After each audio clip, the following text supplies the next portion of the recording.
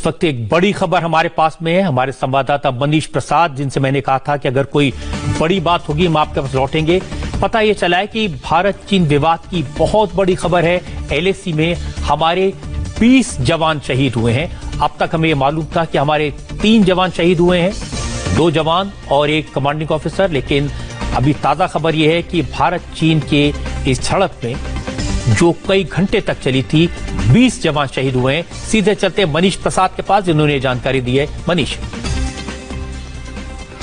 रजत जी, अभी तक की सबसे बड़ी खबर है, क्योंकि इसी का अंदेशा सुबह से ही था और जो आर्मी हेडक्वार्टर के सीनियर ऑफिशियल्स हैं वो लगातार इस पे बहुत सतर्कता के साथ इस बात को रख रहे थे। और खासतौर पे अभी जो लगातार मीटिंग की गई उसी दौरान ये जानकारी निकल के आई और 2 स्टार रैंक ऑफिसर और 3 स्टार जो इस समय lieutenant general rank officer army headquarter में है, उन्होंने हमें ऑफिशियली इस बात की पुष्टि की है और कहा है कि इस समय 20 casualty line of actual control पर हुई। उस लाइन ऑफ एक्चुअल कंट्रोल पर जहां पर 1975 के बाद से लेकर अभी तक कोई भी कॉम्बैट एक्शन नहीं हुआ था, लेकिन अब देर रात यानी करीबन 11:30 बजे से लेकर 3 बजे तक जो भारतीय सेना और चाइनीज पीएलए की जवान आमने सामने थे और वायलेंट जो एक्टिविटी चाइनीज पीएलए ने की, उसमें भारतीय सेना के करीबन 20 जवान, जिसमें ऑफिसर भी शामिल हैं, उनकी कैजुअलिटी हुई है, उनको शहादत मिली है। यह पूरा स्टीपर एरिया है, इसीलिए जब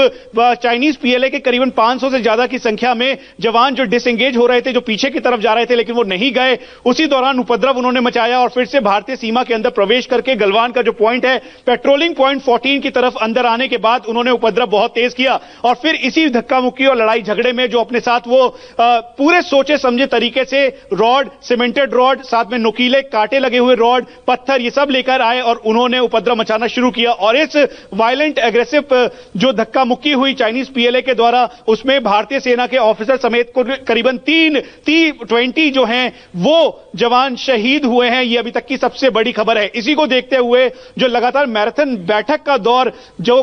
14 कोर साथ में त्रिशूल डिवीजन जो कि इस पूरे एरिया को मॉनिटर करती है, वहां से लेकर दिल्ली तक चल रहा है। प्रधानमंत्री नरेंद्र मोदी को इसकी पूरी जानकारी सटीक तौर पर दी गई और एस जयशंकर अभी मीटिंग खत्म करके वहां से निकले हैं। तो आप ये समझ लीजिए कि अभी इसकी मामले की पूरी संवेदनशीलता और बढ़ जाती है, क्योंकि ये कैजुअलिटी का फिगर 20 है और जो सोर्सेज है वो ये भी बता रहे हैं क्योंकि इंजरी बहुत सारे लोगों जवानों की हुई है, ऑफिसर्स की हुई है, तो ये फिगर इंक्रीज भी हो सकता है, ऐसा अनुमान लगाया जा रहा है। लेकिन अभी तक ऑफिशियल कंफर्मेशन 3 स्टार रैंक यानी लेफ्टिनेंट जनरल रैंक ऑफिसर ने हमें साफ तौर पे कहा है कि अभी तक 20 जवानों की शहादत लाइन ऑफ एक्चुअल कंट्रोल पर हुई है। रजत जी, मनीष, जैसा आप बता रहे थे, सुबह भी आपने बताया था और बाद में जो डिफेंस एक्सपर्ट्स हैं उन्होंने भी कहा कि गोली नहीं चली है इस बॉर्डर पे, एक अनरिटन अंडरस्टैंडिंग है, एक समझौता है दोनों के बीच में। और जहां गोली न चले वहां इतनी बड़ी संख्या में जवान और ऑफिसर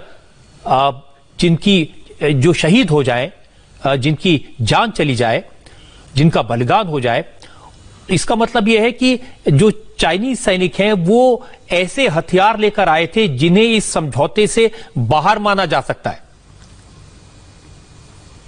रजत जी, ये सोचे समझे तरीके से प्लान्ड है, क्योंकि जब ये 6 जून को तय हुआ कोर कमांडर लेवल की बातचीत पे, जिसपे 14 core commander lieutenant general Harinder थे और साथ में मेजर जनरल लियू लिन जो कि साउथ शिनजियांग के कमांडर हैं, इनके बीच बातचीत हुई और डिसएंगेजमेंट का दौर शुरू हुआ। आपको बता दें कि आपने 2.5 किलोमीटर के लगभग पीछे चाइनीज पीएलए गए, जिसमें वो अपने इन्फेंट्री कॉम्बैट व्हीकल को लेकर भी गए थे और फर्स्ट लेयर जो चाइनीज पीएलए की थी उसमें संख्या में कमी आई थी। और इसीलिए जब मैराथन बैठक का दौर चल रहा था तो उस दौरान जो कल सुबह के लगभग ब्रिगेड कमांडर और साथ में कमांडिंग ऑफिसर रैंक ऑफिसर की जो मीटिंग हुई थी, उसमें तय कर लिया था कि इस पोस्ट से यानी पेट्रोलिंग पॉइंट 14 से करीबन 5 किलोमीटर ईस्ट की तरफ ये 2 चाइनीज पीएलए के जवान जाएंगे। और यही देखने के लिए भारतीय सेना के ऑफिसर, कमांडिंग ऑफिसर दोबारा आए, शाम के लगभग आए, करीबन 8:30-9 बजे के लगभग। डिसएंगेजमेंट जो था वो प्रोसेस पूरी तरीके से चल रहा है या नहीं, और फिर उसके बाद ये संख्या में इजाफा हुआ चाइनीज पीएलए के और वो आगे की तरफ आने लगे। और इसी को रोकने के लिए भारतीय सेना ने साफ तौर पे कहा कि ये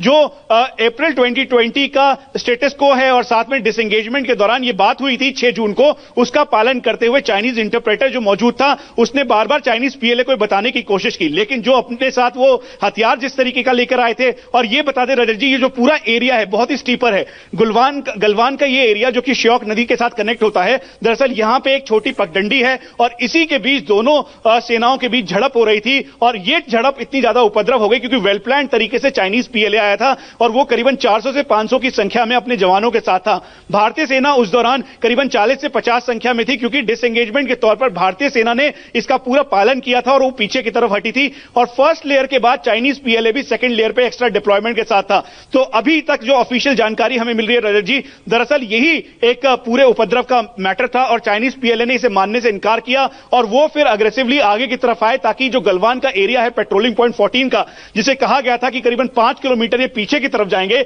लेकिन ये पीछे की तरफ नहीं गए, अग्रेसिवली आगे की तरफ आए और यही वजह झड़प की रही और इसमें भारी मात्रा में भारतीय सेना के जवानों की और ऑफिसर्स की कैजुअल्टी हुई है। इस समय औपचारिक तौर पर आर्मी हेडक्वार्टर के द्वारा हमें बताया गया कि करीबन 20 कैजुअल्टी एग्जैक्ट है, उसके अलावा इंजरीज हैं कुछ जवानों की और ऑफिसर्स की। और अगर आने वाले समय में ये क्लैरिटी और मिल पाएगी रजत जी कि आगे का स्टेप और एक्शन क्या है, और इसीलिए भारतीय सेना के सीनियर ऑफिशियल्स राजनाथ सिंह, रक्षा मंत्री, चीफ ऑफ डिफेंस स्टाफ और साथ में एस जयशंकर की मैराथन बैठक होने के बाद ये पूरी रिपोर्ट नेशनल सिक्योरिटी एडवाइजर के साथ प्रधानमंत्री कार्यालय, प्रधानमंत्री को खुद सौंपी गई है और इसमें प्लान ऑफ एक्शन अब मिलिट्री के तौर पर, डिप्लोमेटिक तौर पर दोनों तरह से होगा।